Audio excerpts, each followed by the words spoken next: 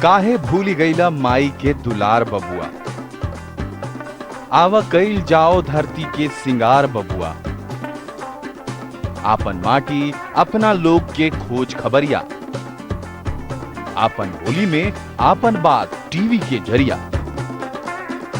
समय भोजपुरिया।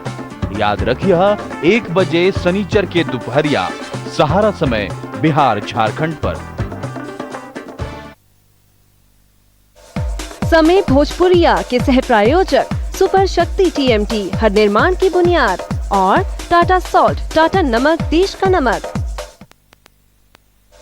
बोलबम के सह प्रायोजक गुरु शंकर अगरबत्ती खुशबू नहीं जादू है। ओम नमः शिवाय। ओम नमः शिवाय। सारे प्रणाम, मैं हूं कमलदीप। सावन पर हमारे विशेष कार्यक्रम में आपका स्वागत है।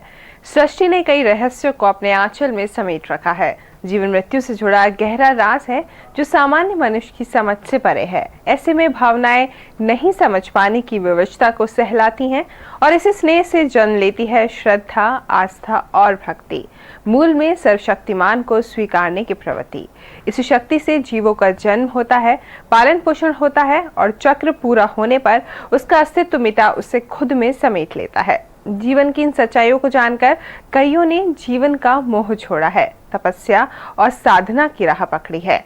लेकिन सामान्य इंसानों में शायद इतना सामर्थ्य नहीं कि तमाम उम्र सुख दुख के ताने बाने से मुक्त हो इस पथ के पथिक बन सके। इसीलिए ज्ञानियों ने इनके लिए सुझाई भक्ति की राह। एक बार इसमें रमे कि जीवन की राह आसान हो जाती है। हमने इसी रास्ते तय कर ली है बाबा धाम तक की यात्रा। बाबा धाम की इस अंतिम यात्रा पर एक रिपोर्ट हम आपको दिखाएंगे। अपने अंतिम पड़ाव पर पहुंचकर कांवरिया कैसा महसूस करते हैं, साथ ही मल्लिकार्जुन का भी कराएंगे दर्शन। तो आपके साथ है हम और हमारे साथ है बोलबम। ओम नमः शिवाय। ओम नमः शिवाय। श्री मल्लिकार्जुन आंध्र प्रदेश में कृष्णा नदी के तट पर स्थित है। मल्लिकार्जुन ज्योतिर्लिंग दक्षिण भारत में श्रीशैल पर्वत को दक्षिण का कैलाश भी कहा जाता है। तो आइए आपको लिए चलते हैं सीधे श्रीशैल पर्वत पर।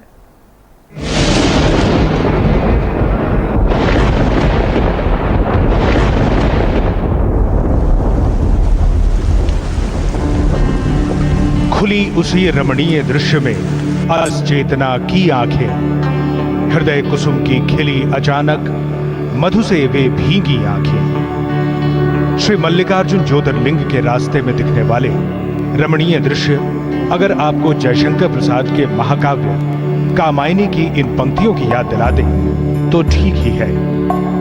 आंध्र प्रदेश के कृष्णा नदी के तट पर स्थित 12 ज्योतिर्लिंगों में से एक श्री मल्लिकार्जुन का ये मंदिर जितना शिव भक्तों के लिए खास है, उतनी ही ये जगह पर्यटकों के घूमने के लिए रमणीय भी है। वैसे तो यहाँ सालों भर शिव भक्तों का तांता लगा रहता है, लेकिन सावन का महीना कुछ खास होता है। यहाँ पहुंचने के लिए हैदराबाद से 250 किलोमीटर की दूरी तय करनी पड़ती है। Srisailam is the tail part, therefore it is called Adishesha Tail Mountain. Flowing in this mountain, including Patala Ganga. This is the only place where Patala Ganga and Saraswati rivers are flowing in this mountain.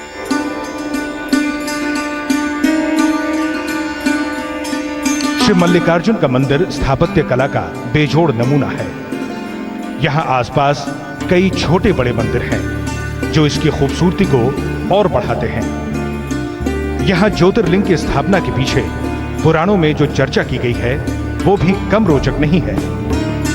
ऐसा कहते हैं कि एक बार भगवान शंकर के दोनों पुत्र गणेश और कार्तिकेय किसका पहले विवाह हो इस बात पर झगड़ पड़े। मामला शिव पार्वती के पास गया। दोनों ने कहा कि जो भी पहले पृथ्वी का चक्कर लगाकर लौटेगा उसका विवाह पहले होगा। ये सुनकर कार्तिकेय तुरंत पृथ्वी की परिक्रमा के लिए निकल पड़े। गणेश के लिए यह मुकाबला आसान नहीं था। लेकिन बुद्धि में श्री गणेश का मुकाबला कौन करे?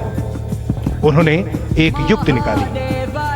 माता पिता के सामने बैठ उनकी पूजा की और उनकी 7 प्रदक्षिणाएं कर ली। शास्त्र के अनुसार माता पिता की प्रदक्षिणा करना पृथ्वी की प्रदक्षिणा के बराबर है। उधर जब कार्तिकेय पृथ्वी की परिक्रमा कर वापस लौटे, तब तक श्री गणेश का विवाह सिद्धि और बुद्धि नामक 2 कन्याओं से हो चुका था। इससे नाराज होकर कार्तिकेय क्रौंच पर्वत पर चले गए। कार्तिकेय को मनाने भगवान शिव ज्योतिर्लिंग के रूप में वहां प्रकट हुए। तब माता पार्वती और कार्तिकेय तथा समस्त देवी देवताओं ने मोगरे के फूल से भगवान शिव की आराधना की। तब से इसे मल्लिकार्जुन शिवलिंग कहा जाने लगा। ऐसी मान्यता है कि यह इकलौती जगह है जहां ज्योतिर्लिंग और शक्तिपीठ एक साथ है। ज्योतिर्लिंग शक्तिपीठ मिलके रहे ये मंदिर के अंदर है, और काशी में विशालाक्षी बाहर है, विश्वेश्वर मंदिर में है, उज्जैन में बाहर है, महाकाली महाकालेश्वर अंदर है। ऐसा एक ही मंदिर में ये रहते हैं, बहुत विशेष है। कथा जो भी हो, सत्य में जो दिखता है वो किसी अचरज से कम नहीं। सृष्टि ईश्वर का रंगमंच है और प्रकृति उसका बृहद नाट्य। जगह जगह ये अलग अलग रंगों और रूपों में अपनी मनोहारी छटा बिखेरता रहता है। ज्योतिर्लिंगों में इस छटा का रंग और भी निखार लिए हुए होता है, और प्रकृति के प्रति तुच्छ मानव का अगाध विश्वास उसमें शक्ति की प्रतिष्ठा भी करता है। ज्योतिर्लिंगों को अज्ञान के अंधकार में प्रकाश देने वाले शिव का सार्वभौमिक कल्याणकारी रूप मानते हैं और कहते हैं कि श्री मल्लिकार्जुन शिवलिंग के दर्शन मात्र से ही सारी मनोकामना पूर्ण होती है।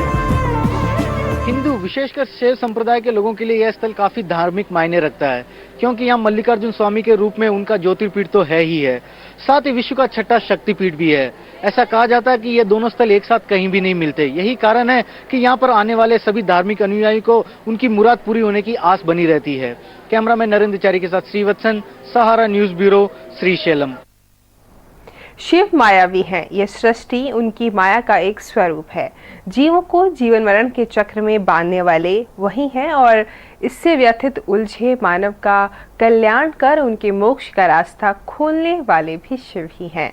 माना जाता है कि देवाधिदेव शिव भक्तों की पुकार अनसुनी नहीं कर पाते, और उनका यही भोलापन है कि भक्त खींचे चले आते हैं। अपना दुख, अपना सुख और अपनी उपलब्धि में शिव को भागीदार बनाने अंग प्रदेश कर्ण की नगरी है। कर्ण शिव भक्त थे। शिव भक्ति में अंग प्रदेश वासियों का भी कोई जवाब नहीं है। ऐसे रम जाते हैं कि फिर सुध नहीं रह जाती। विधि सम्मत पूजा पाठ और अनुष्ठान सब आयोजित होता है, और इस सब के लिए भागलपुर के बूढ़ानाथ मंदिर से उम्दा स्थान और क्या हो सकता है। गंगा की निर्मल धाराएं किनारों से टकराती नहीं, सहलाती हैं। ठंडी हवाएं वातावरण को संवारती हैं। ऐसे में भक्तों का सैलाब गुलजार कर जाता है छोटे छोटे मंदिरों के झुंड को। और भक्तों का अनुष्ठान का पावन स्थल है ये भागलपुर का बूढ़ानाथ मंदिर। मंदिर जितना भव्य उतना ही प्राचीन। भक्त सुल्तानगंज और बटेश्वर स्थान से उत्तरी वाहिनी गंगा का जल कांवड़ में भरते हैं, और फिर शुरू होता है त्रिलोकीनाथ को खुश करने के लिए मंत्रोच्चारण और अनुष्ठान का दौर। और यही हलचल सावन के पूरे महीने की पहचान बन जाता है। शिव से ऊपर कोई नहीं है, सबसे परम ब्रह्म वही है, इसलिए उनका लोग पूजा करता है, क्योंकि वो उनका पूजा करने पे किसी का जो भी मनोकामना होता है वो पूर्ण होता है, और वो जो भी उसका भी कष्ट होता है वो दुख दूर होता है। इसलिए वो सावन में 30 दिन जिससे पार लगता है वो, या सोमवारी करे वो, यथाशक्ति तथा भक्ति जिससे जो पार लगता है सावन भर लोग पूजा करते हैं, इसलिए इनको त्रिलोकीनाथ कहा जाता है।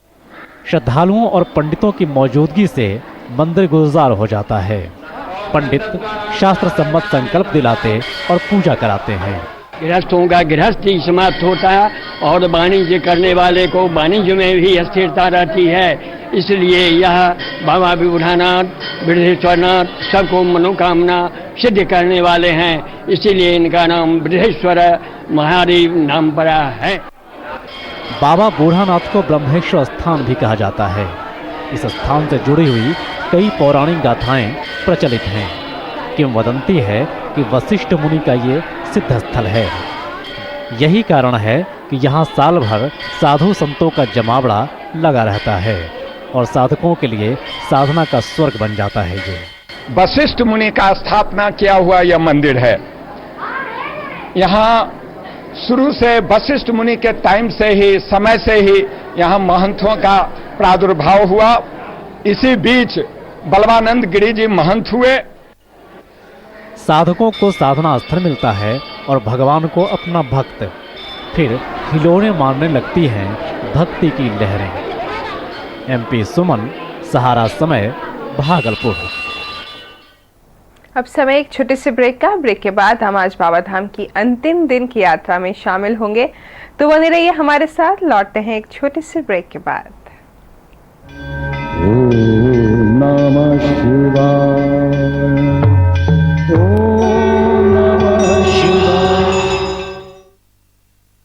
जागी मन में भक्ति ऐसी खुशबू फैलाए, गुरु शंकर अगरबत्ती। ये खुशबू नहीं, जादू है। ओम नमः शिवाय, ओम नमः शिवाय। ब्रेक के बाद आपका स्वागत है। बाबा धाम के दर्शन मात्र से भक्त परमानंद से भर जाते हैं, लेकिन वहां तक पहुंचने के मुश्किल रास्तों को पार करना भी कांवरियों के लिए किसी आनंद से कम नहीं रहा। कई तरह के अनुभव कांवरियों को यात्रा के सुख के साथ मिले, और फिर आती है वो घड़ी जिसकी चाहत थी लंबी दूरी और लंबे इंतजार के बाद अगर मन वांछित वस्तु दिखे तो मन हुलसित होगा ही। ये भोलेनाथ की धुन में 105 किलोमीटर लंबी यात्रा तय करने वाले कांवरियों से पूछिए। जब बाबा नगरी पहुंचने पर पहली बार वैद्यनाथ धाम के शिखर की हल्की सी झलक मिलती है तो खुशी से कैसे झूम उठते हैं, और पंचशूल के दर्शन के बाद मन थिरक उठता है। आज हम पहुंच गए हैं बाबा धाम, तो आइए चलते हैं इस यात्रा पर अपने संवाददाता अमित कुमार शर्मा के साथ। पुराणों के अनुसार समुद्र मंथन में निकले विष को पीकर भगवान शंकर नीलकंठ कहलाए। विष के ताप को शीतल करने के लिए उन्होंने अपने सर पर अर्धचंद्र धारण किया। उसी समय सभी देवता भी भगवान शिव पर जल अर्पित करने लगे। यह घटना श्रावण मास में हुई थी। तभी से शिव भक्तों में ऐसी मान्यता है कि सावन के महीने में भगवान शिव का जलाभिषेक करने से वो जल्दी प्रसन्न होते हैं। हम अपनी आज की यात्रा शुरू करते हैं देवघर के दुम्मा से और बढ़ते हैं वैद्यनाथ मंदिर की ओर। आपके संग हूँ मैं अमित शर्मा अपने सहयोगी MP सुमन के साथ।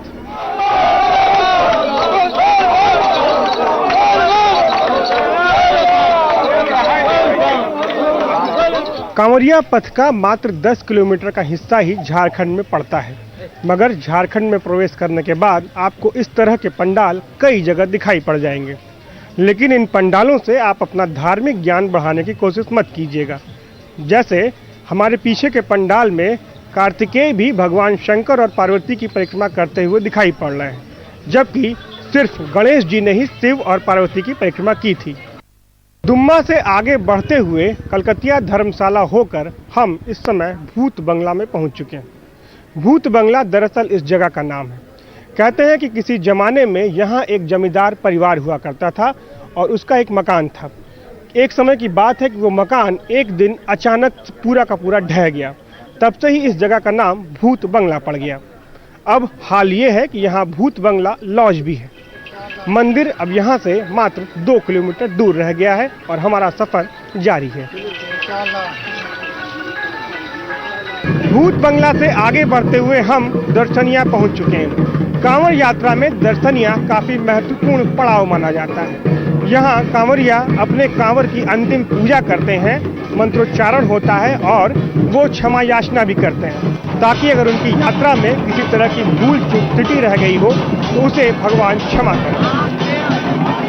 मगर समय के साथ साथ धीरे धीरे दर्शनिया का स्वरूप बदलता जा रहा है। यही वो जगह है जहाँ से पहली बार वैद्यनाथ मंदिर के पंचशूल का दर्शन होता था, लेकिन अब नई बनती इमारतों ने उस जगह की महत्ता कम कर दी है। हो सकता है कि आने वाले सालों में यहाँ से मंदिर दिखना पूरी तरह से बंद भी हो जाए।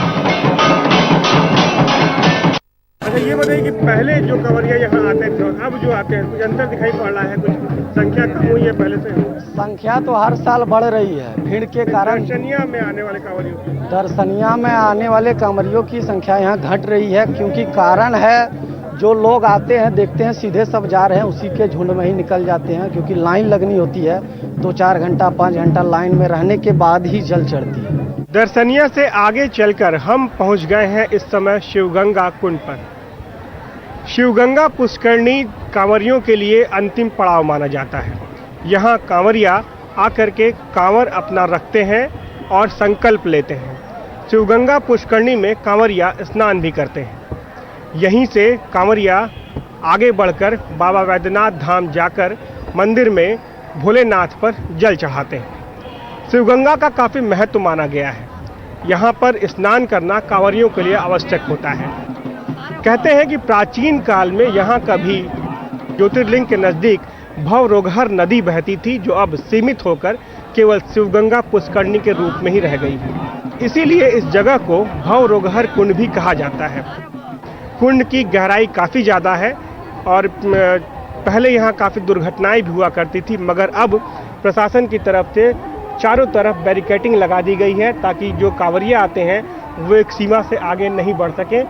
और इसके अलावे प्रशासन की तरफ से, जिला परिषद की तरफ से यहाँ पर नौकाएं रखी गई हैं जिनमें गोताखोर होते हैं, जो किसी भी तरह की दुर्घटनाएं अगर घटें तो उनसे निपटने के लिए तैयार होते हैं। आप देख सकते हैं कि शिवगंगा पुष्करणी जो है इसके बीच में भोलेनाथ की मूर्ति बनाई गई है। कुछ साल पहले ही इसे स्थापित किया गया है। प्रशासन ये कोशिश कर रहा है कि इस जगह को एक पर्यटक स्थल के रूप में भी विकसित किया जा सके। ये मूर्ति जो है भगवान शंकर की, भोलेनाथ की काफ़ी आकर्षित करती है जो कांवरिया यहाँ आते हैं। फाइबर की बनी हुई मूर्ति है, 30 फुट ऊंची मूर्ति है और बिल्कुल जो ये पुष्करणी है शिवगंगा पुष्करणी उसके बीचों बीच इसे स्थित किया गया है। तो दूर से ही भगवान भोलेनाथ के दर्शन यहाँ हो जाते हैं और कांवरिया जो है वो आनंद उठाते हैं भोलेनाथ के रूप का। वैद्यनाथ धाम की महिमा इसलिए भी ज़्यादा है क्योंकि इस भूमि को आरोग्यप्रद माना जाता है। वैद्यनाथ का अर्थ होता है वैद्यों के नाथ, अर्थात हर प्रकार के शारीरिक कष्ट और रोगों को हरने वाले। और ऐसा माना जाता है कि इस सरोवर में, इस शिवगंगा पुष्करणी में स्नान करने से सभी प्रकार के शारीरिक रोग, कष्ट, दुख, पीड़ा ये सारे के सारे जो है वो नष्ट हो जाते हैं, उनका निवारण हो जाता है। यहाँ पर काफ़ी पंडे होते हैं जो संकल्प करवाते हैं। हमारे साथ इस समय ऐसा ही एक पंडे हैं, झंडा बाबा के नाम से मशहूर हैं यहाँ पर। हम उनसे जानते हैं कि शिवगंगा का महत्व क्या है और किस तरह से पूरी की पूरी संकल्प की प्रक्रिया होती है।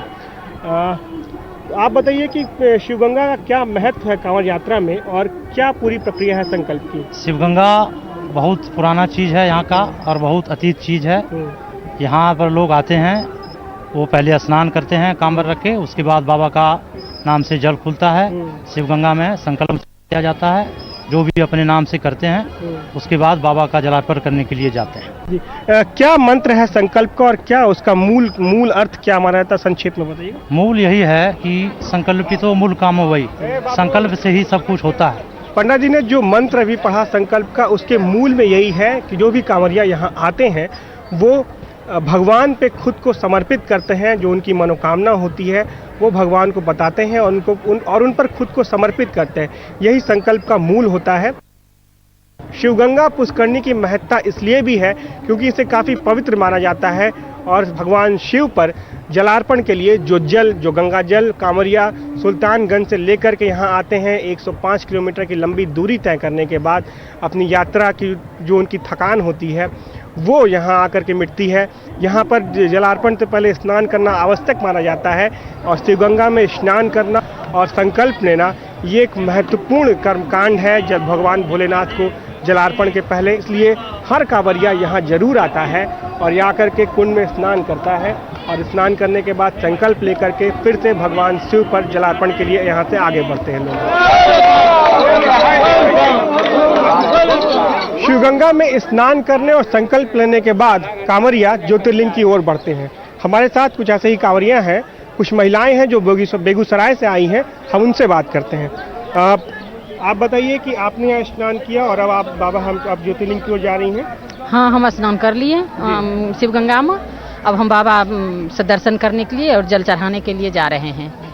हाँ। तो आप कब से आ रही हैं, किस तरीके से कुछ मनोकामना लेके आई थी? हम 6 महीना से आ रहे हैं, प्रत्येक महीना हम आते हैं और 6 महीना तक और आएंगे, जो कि मेरी मनोकामना पूरी हो गई है। यहाँ पर स्नान करने और संकल्प लेने के बाद कांवरिया बढ़ चलते हैं ज्योतिर्लिंग की ओर। आइए हम भी बढ़ते हैं भगवान भोलेनाथ पर जलाभिषेक करने।